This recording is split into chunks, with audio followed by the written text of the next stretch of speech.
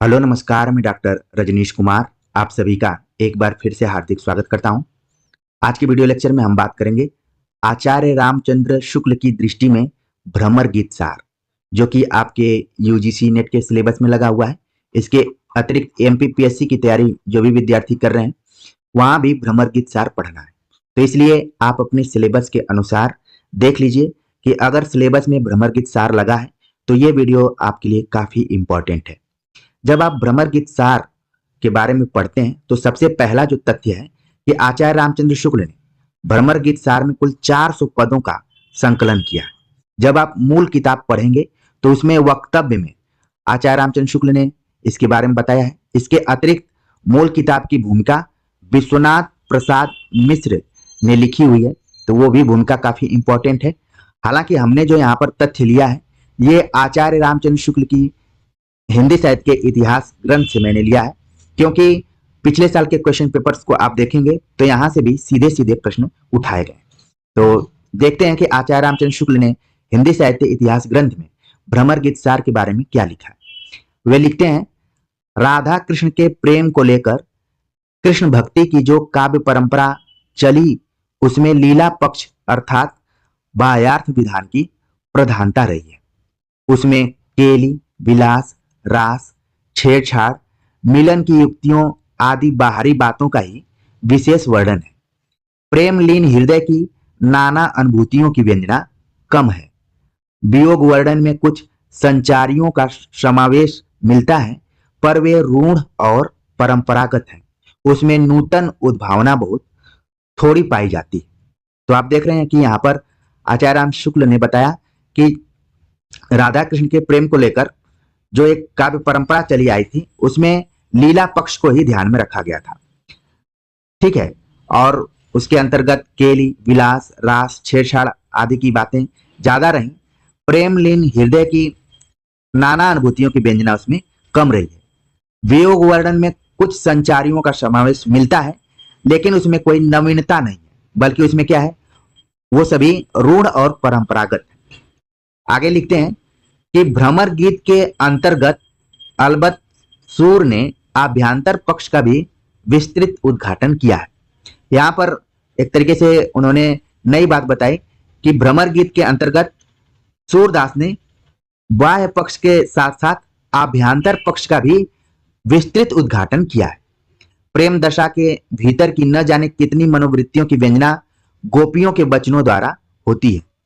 आगे लिखते हैं, सूर सागर का सबसे मर्म स्पर्शी और वाग वैदकपूर्ण अंश भ्रमर गीत है, जिसमें गोपियों की वचन वक्रता अत्यंत मनोहारिणी है। तो आपको परीक्षा के दृष्टिकोण से बिल्कुल ध्यान में रखना है कि सूर सागर, जिसमें कि कुल 12 स्कंद है, इसमें सबसे अगर मर्म स्पर्शी और वाग वैदज्ञ पूर्ण अंश कोई है तो वो भ्रमर गीत है। और इस भ्रमर गीत में गोपियों की वचन वक्रता का अत्यंत मनोहारिणी वर्णन किया गया है। तो ये जो शब्द हम बोल्ड किए हुए हैं, ज्यादा इसको मैं हाईलाइट करने की कोशिश किया हूं, मर्म स्पर्शी, वाग वैदज्ञपूर्ण, भ्रमर गीत, वचन वक्रता, ये कहीं ना कहीं आपको विकल्पों में दिखाई पड़ सकते हैं। अगला जो पॉइंट है काफी इंपॉर्टेंट है, कई बार परीक्षाओं में पूछा जा चुका है। आचार्य रामचंद्र शुक्ल लिखते हैं कि ऐसा सुंदर उपालंभ काव्य और कहीं नहीं मिलता है। यानी कि आचार्य शुक्ल ने भ्रमर गीत सार को उपालंभ काव्य कहा है। उपालंभ मतलब जब हम किसी अपने प्रिय की शिकायत करते हैं, प्रिय से या फिर उसके दोस्तों से करते हैं, तो वो उपालंभ कहलाता है। और जब आप गोपियों का विरह वर्णन पढ़े होंगे तो वहां पर भी उद्धव और गोपियों के बीच में जो संवाद हुआ है वहां पर उपालंभ काव्य ही दिखाई पड़ता है। तो आपको ध्यान में रखना है कि भ्रमर गीत सार को उपालंभ काव्य भी कहा जाता है, क्योंकि ये प्रश्न यूपी जीडीसी के एग्जाम में आ चुका है, इसलिए मैं आप सभी को सतर्क कर रहा हूं। अब मुझे पूरी उम्मीद है कि उपालंभ काव्य जब भी कहा जाएगा तो आपके दिमाग में तुरंत भ्रमर गीत आ जाएगा। आगे आचार्य शुक्ल लिखते हैं, उद्धव तो अपने निर्गुण ब्रह्म ज्ञान और योग कथा द्वारा गोपियों को प्रेम से विरत करना चाहते हैं, और गोपियां उन्हें कभी पेट भर बनाती हैं, कभी उनसे अपनी विवशता और दीनता का निवेदन करती हैं। उद्धव के बहुत बकने पर भी वे कहती हैं, उद्धव तुम अपनो जतन करो, हित की कहत कुहित की लागै, किन बेकान ररो, जाय करो उपचार आपनो, हम जो कहती हैं जो की, कछु कहत कछुए काही डरत, धनु देखियत नहीं नीकी।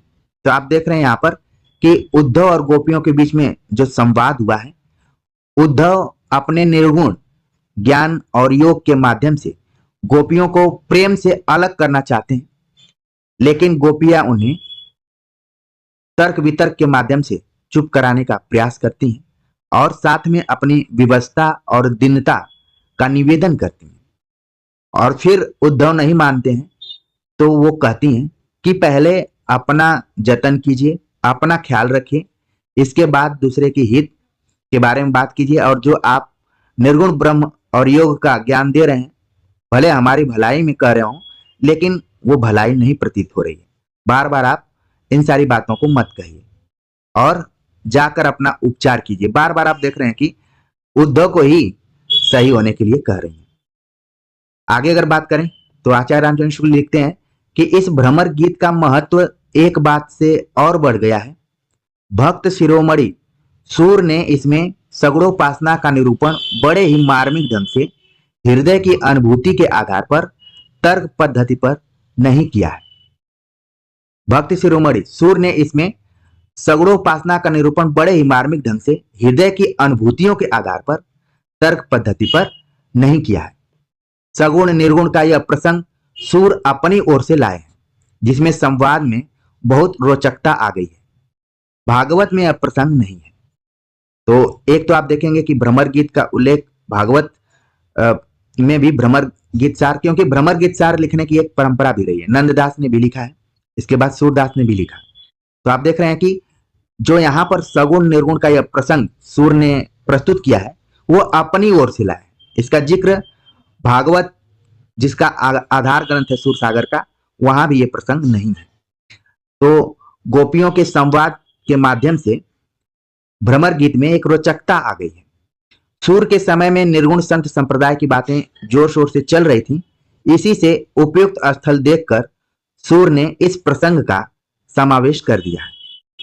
जब उद्धव बहुत सा वाग विस्तार करके निर्गुण ब्रह्म की उपासना का उपदेश बराबर देते चले जाते हैं, तब गोपियां बीच में रोककर इस प्रकार पूछती हैं, निर्गुण कौन देश के वासी, निर्गुण कौन देश को वासी, मधुकर हंसी समुझाए, सहदे बूझत साच न हासी। तो यहाँ पर गोपियां फिर उद्धव से सवाल करती हैं कि ये जिस निर्गुण की बात आप कर रहे हैं वो किस देश का है, उसका वास व निवास कहाँ है। ठीक है, तो सवाल जब आप करती हैं और कहती हैं कि चारों ओर भाषित इस सगुण सत्ता का निषेध करके क्यों व्यर्थ उसके अव्यक्त और अनिर्दिष्ट पक्ष को लेकर यूं ही बकबक करता है। कहती हैं, सुनी है कथा कौन निर्गुण की, रचि पचि बात बनावत, सगुण समेरु प्रकट देखियत, तुम तृण की ओट दुरावत। तो इन पंक्तियों को बिल्कुल ध्यान में रखिए कि ये पंक्तियां सूरदास द्वारा लिखी गई। हो सकता है कि इनको देखने के बाद लगे कि कहीं तुलसीदास की तो नहीं है, क्योंकि इसमें कुछ इसका जो आप देख रहे हैं बनावट है वो मिलती जुलती है। तो आपको खासतौर से भ्रमर गीत सार की तो पंक्तियां कई बार पकड़ में आ जाती हैं, लेकिन कुछ ऐसी पंक्तियां हैं जिनको कि ध्यान में रखना है। और गोपियां एक तरीके से उद्धव को फिर से सचेत कर रही हैं कि आप बेफजूल और फालतू की बातें कर रहे हैं, कहाँ निर्गुण की बात कर रहे हैं। पूरी दुनिया जो है सगुण के बारे में सोच रही है और आप उसका निषेध करके अव्यक्त और अनिर्दिष्ट पक्ष को लेकर बार बार हम सबके ऊपर दबाव बना रहे हैं। उस निर्गुण और अव्यक्त का मानव हृदय के साथ भी कोई संबंध हो सकता है, यह तो बताओ। फिर से सवाल पूछती हैं और जो पंक्तियां हैं उनको आपको ध्यान में रखना है। रेख न रूप बरन जाके नहीं ताको, हमें बतावत अपनी कहो, दरस ऐसे को तुम कबहू हो पावत, मुरली अधर धरत है सो पुनि गोधन बन बन चारत, नैन विशाल भाव बंकट करि देखियो कबहू निहारत, तन त्रिभंग करी, नटवर वप धरी, पीताम्बर तोहि सोहत, सूर श्याम ज्यों देत हमें सुख, त्यों तुमको सो मोहत। तो एक तरीके से यहाँ पर निर्गुण का खंडन करके सगुण का मंडन किया जा रहा है, उसको स्थापित करने का प्रयास गोपियों द्वारा किया जा रहा है। और ऊपर में आपने देखा कि बताया गया है कि जब सूरदास लिख रहे थे या फिर उनका जो समय था उसमें निर्गुण संत संप्रदाय की बातें जोर शोर से चल रही थी। एक तरीके से सूर ने भी निर्गुण संत संप्रदाय की बातों का भ्रमर गीत सार के माध्यम से खंडन करने का प्रयास किया है।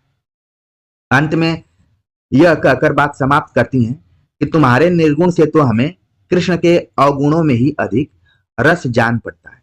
और कहती हैं ऊनो कर्म कियो मातुल बधि, मदिरा मत प्रमाद, सूर श्याम एतय अवगुण में निर्गुण ते अति स्वार्थ।